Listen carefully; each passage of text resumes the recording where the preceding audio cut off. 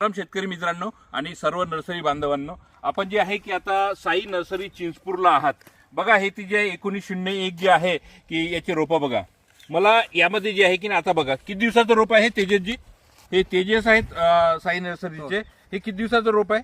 हे 10 दिवसाचं. 10 दिवसाचं रोप आहे. मला यात जे आहे की नाही एक सुद्धा तुम्ही दाखवा.